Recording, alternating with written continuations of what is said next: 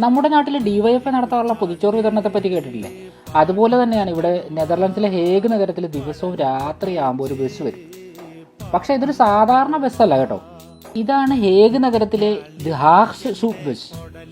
1987 മുതൽ ഭക്ഷണ ആവശ്യമുള്ള ആളുകൾക്ക് ചൂടുള്ള സൂപ്പ്, ബ്രെഡ്, കാപ്പി, ചായ എന്നിവ സൗജന്യമായി നൽകുന്ന ഒരു സേവനമാണിത്.